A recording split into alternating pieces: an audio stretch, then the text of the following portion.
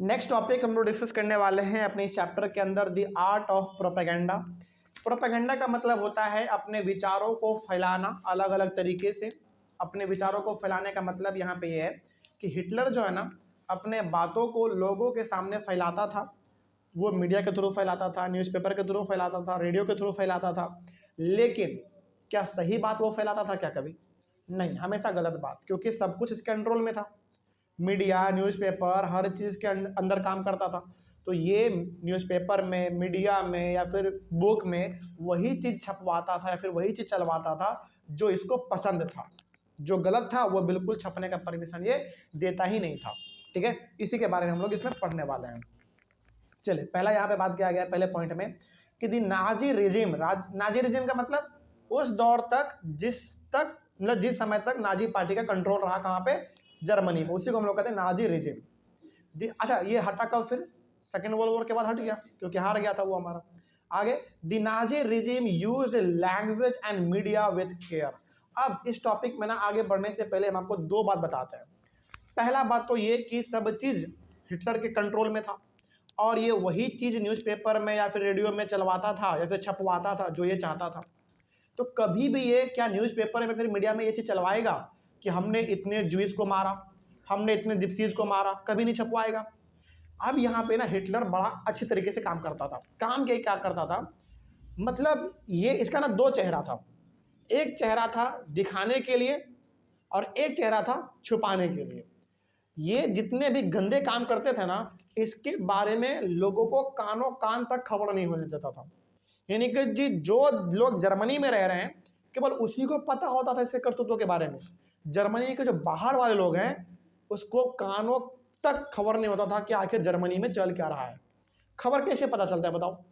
Newspaper से, radio से, और वो सब इसके अंडर में काम कर रहा है। जैसे आज हम लोग क्या है, आज हम लोग घर बैठे बैठे पता कर लेते हैं कि अमेरिका में क्या चल रहा है, जापान में क्या चल रहा है, साउथ कोरिया में क्या चल रहा है, ऑस्ट्रेलिया में क्या चल रहा है। कैसे? न्यूज़पेपर से। यूट्यूब हमारे पास है, गूगल हमारे पास है। लेकिन उस समय पे सबसे बेहतरीन क्या था? Radio, newspaper, book, magazine, journal, ये सब चीज़ था। लेकिन कोई भी चीज़ हिटलर जर्मनी से बाहर जाने ही नहीं देता था। तो अब जरा बताइए कि जर्मनी के अंदर जो इतने ज्यूइस, जिप्सीज, अनडिजायरेबल्स, ब्लैक्स लोग मारे गए, क्या इसका खबर कानों कान दूसरे कंट्री को हो पाएगा क्या? नहीं हो पाएगा, बिल्कुल नहीं हो पाएगा, क्योंकि हिटलर दूसरे कंट्री में इस मैसेज को जाने ही नहीं दे रहा है। ठीक है, तो यहाँ पे अब होता क्या है, तो हिटलर ने हमेशा मीडिया और लैंग्वेज का बहुत ही बेहतरीन तरीके से इस्तेमाल किया है अपने आप को बचाने के लिए। अब कैसे क्या है जरा यहाँ पे देखो। Nazis never used the words kill और murder in their official communication. यानी कि जब ये ज्यूइस, जिप्सीज, अनडिजायरेबल्स, ब्लैक, इन सब लोगों को जब ये मारता था ना, तो मारने के लिए कभी भी ये वर्ड किल या फिर मर्डर वर्ड इस्तेमाल नहीं करता था।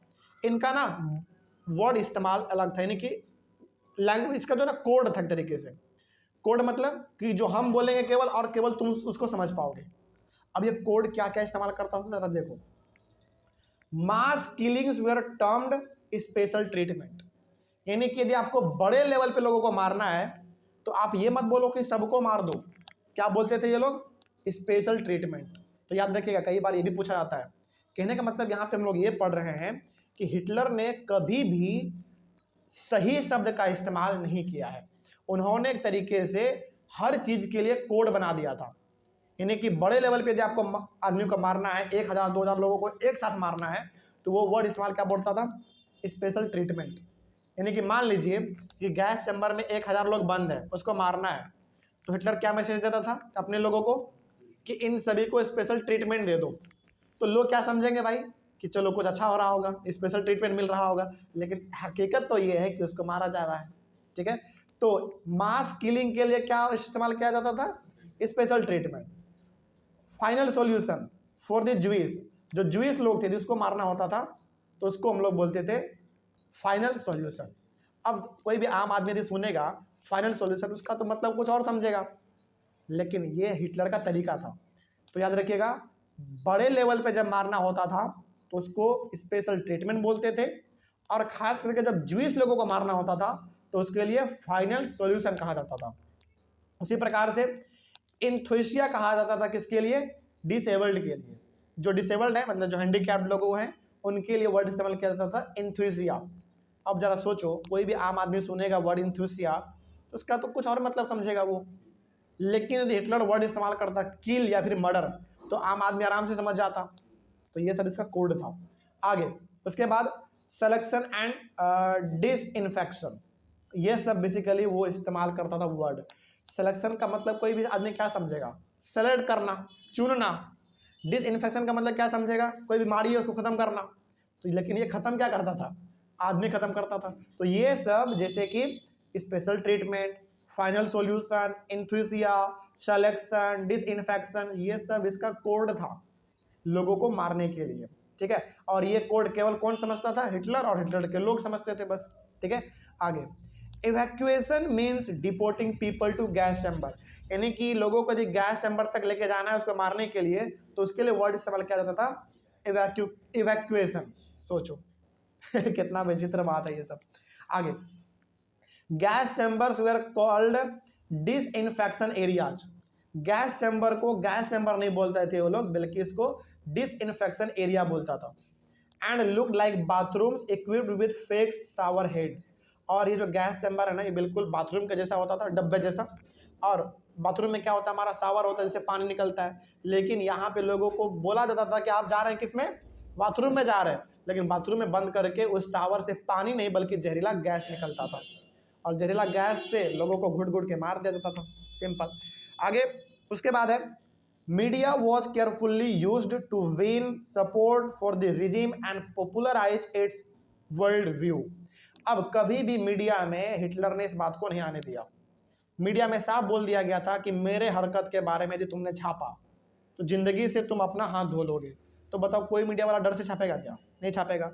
तो जब मीडिया में कुछ छप ही नहीं रहा हिटलर के बारे में तो लोगों को पता भी नहीं चलता था, लोगों को पता नहीं चलता था। लेकिन जब लोग सुबह उठते थे तो पता चलता था कि आदमी घर से अचानक गायब हो गया, लेकिन कहाँ गया कोई पता नहीं, ठीक है। और हिटलर के करतूतों के बारे में दुनिया के लोगों को तब तक नहीं पता चला जब तक कि सेकेंड वर्ल्ड वॉर खत्म नहीं हो गया, ठीक है। यानी कि सेकेंड वर्ल्ड वॉर जब हमारा खत्म हुआ, हिटलर ने अपने आप को गोली मार लिया, तब जाके दूसरे कंट्री को पता चल गया कि आखिर हिटलर कितना खतरनाक था। एक टॉपिक हमारे पास आएगा लास्ट में, नॉलेज अबाउट हॉलोकॉस्ट करके है।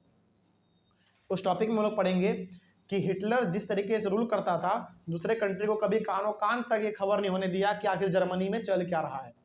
सोचो, क्योंकि यदि दूसरे कंट्री को पता चल गया कि जर्मनी में क्या हो रहा है तो हो सकता है कि दूसरा कंट्री इसको मार दे हमला करके कि तुम ऐसा क्यों कर रहे हो भाई। आगे क्या होता है देखो, Nazi ideas were spread through visual images, films, radio, posters, catchy slogans and leaflets. यानी कि देखो एक तरीके से हिटलर और हिटलर के लोग यानी कि नाजी पार्टी गंदा काम कर रहे हैं, लोगों को मार पीट रहे हैं, लेकिन एक तरफ ये क्या कर रहा है, अपना अच्छा इमेज बनाने में भी लगा हुआ है। कैसे, अच्छा अच्छा इमेज छपवा रहा है, अच्छा अच्छा फिल्म बनवा रहा है, अच्छा अच्छा रेडियो पे न्यूज़ चलवा रहा है, और पोस्टर अच्छा अच्छा छपवा रहा है, और कैची स्लोगन यानी कि इस प्रकार का स्लोगन, गाना, ये सब निकाला जा रहा है जिससे केवल और केवल हिटलर के महानता के बारे में जिक्र हो रहा है। कहीं पे इसके असली करतूत के बारे में लोगों को कानों कान तक खबर नहीं चल रहा है। और कई बार तो लिफलेट का मतलब होता है छोटा छोटा पर्ची लोगों में बंटवाया जा रहा है ताकि आप हिटलर के बारे में पढ़ो, अच्छा बात। सोचो, तो एक तरफ चल रहा है एकदम मास किलिंग और एक तरफ चल रहा है अपना इमेज बरकरार रखने का तरीका, ठीक है। आगे in posters those groups were identified as the enemies of Germans were stereotyped, mocked, abused and described as evil. जो पोस्टर छपवाता था ये हिटलर, इस पोस्टर में ये बेसिकली ये दिखाता था कि जो भी जर्मनी का जो दुश्मन है उसको गंदे तरीके से स्टेरियोटाइप किया जाएगा, यानी कि उसका बहिष्कार किया जाएगा, उसके बारे में भला बुरा बोला जाएगा। उसको मॉक यानी कि उसको मॉक का मतलब होता है उसका एक तरीके से मजाक उड़ाया जाएगा। एब्यूज मतलब उसको गलत तरीके से बोलना, जो भी बोल सकते हैं आप, और उसको एक तरीके से जर्मनी का दुश्मन दिखाया जाता था। अब जब आप सोचो, जब आप पोस्टर में ये सब चीज़ छापेंगे तो वैसी बात है आप जर्मनी के लोगों का दिल जीत लेंगे, क्योंकि आप छाप किसके बारे में, अपने दुश्मन के बारे में छाप रहे हैं। तो जर्मनी के लोग हिटलर को भगवान मानने लग गए थे कि यार ये आदमी तो बड़ा अच्छा है, लेकिन अंदर ही अंदर कितना खतरनाक काम ये कर रहा है किसी को भी नहीं पता है, ठीक है। आगे socialist and liberals were represented as weak and degenerate. अब देखो ये सब ना जो भी चीज मतलब हो रहा था जर्मनी के अंदर, क्या लगता है आपको कि किसी लोगों को पता नहीं होगा क्या? मतलब लोगों को पता तो था लेकिन सबको पता नहीं था। और मान लीजिए जिसको पता भी था वो कुछ कर भी नहीं सकते थे क्योंकि सारा पावर हिटलर के हाथ में है। ज़्यादा उछल कूद करोगे मार दिए जाओगे, सिंपल। तो जो भी हमारे सोशलिस्ट और लिबरल्स थे, मतलब कि वैसे लोग जो कि थोड़ा सा बदलाव चाहते थे, जो हिटलर के कामों को पसंद नहीं करते थे, उन लोगों को दबा दिया गया और उनको पूरी तरीके से ख़त्म कर दिया गया हिटलर के द्वारा। Propaganda films like the Eternal Jew were made to create hatred for Jews. एक वहाँ पे ना फिल्म चलता था उस समय पे, फिल्म का नाम था द इटर्नल ज्यू। और इस फिल्म में बेसिकली ये दिखाया जाता था हमेशा कि किस तरीके से आपको ज्यूइश लोगों से नफरत करना है, सोचो। और ऑब्वियस ये बात है, ये फिल्म है तो हर बार चलवाया जाता होगा हिटलर के द्वारा कि भैया जहाँ जहाँ थिएटर है वहाँ पे कोई फिल्म नहीं चलना चाहिए, यही फिल्म चलना चाहिए जिसमें लोग क्या करेंगे, हेट करना सीखेंगे ज्यूइश से। सोचो ये सब चीज़ दिखाया जा रहा है उसको। Jewish were referred to as insects, rats and pests. सोचो ज्यूइश को क्या वहाँ पे ट्रीट किया जा रहा है, किस तरीके से, कीड़े मकोड़े की तरह, चूहों की तरह उसको ट्रीट किया जा रहा है वहाँ पे। सोचो कितना गंदा तरीके से उसको वहाँ पे ट्रीट किया जा रहा है ज्यूइश लोगों को। Their movements were compare to those of rodents, यानी कि जिस तरीके से ज्यूइश लोग चलते हैं, अपना मूवमेंट जो उसका मतलब चलने का जो उसका तरीका है, उसको चूहों से कंपेयर कर दिया। तो बड़ा गंदा एकदम एक तरीके से करने का इसका तरीका था भाई। आगे, Nazism worked on the minds of the people, tapped their emotions, and turned their hatred and anger at those marked as undesirable।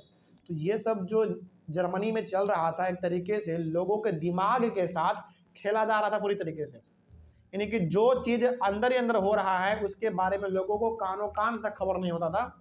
कहने का मतलब हिटलर हर इंसान के दिमाग के साथ खेलता था, पहला बात। और उसके इमोशन को पूरी तरीके से उन्होंने कैप्चर कर लिया था, यानी कि आपके अंदर इमोशन तो दूर दूर तक नहीं नजर आना चाहिए। पहले ही कह दिया था कि आपको क्या करना है, आयरन हार्टेड बनना है। आयरन हार्टेड बनने का मतलब है कि आपके अंदर इमोशन दूर दूर तक नहीं होना चाहिए, सिंपल, ठीक है। And turn their hatred and anger at those marked as desirable. और उन्होंने कहा कि आपके अंदर जो भी गुस्सा है ना, ये सारा का सारा गुस्सा किसके ऊपर निकाल दो, जो अनडिजायरेबल है, यानी कि जो ज्यूइश है, जो जिप्सीज है, उन सभी को मारो पीटो, अपना गुस्सा निकालो। सोचो ये सब चीज वहां पे लोगों को बताया जा रहा है।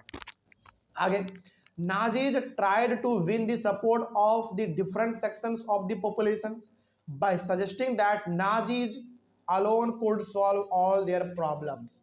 यानी कि नाजीज, खास करके नाजी पार्टी के लोग हमेशा कोशिश ये करते थे कि लोगों के अंदर हिटलर के प्रति एक अच्छा भावना बना रहे और लोगों को ऐसा लगे कि हिटलर ही एकमात्र ऐसा रूलर है जो हमारे सारे समस्या को दूर कर सकता है।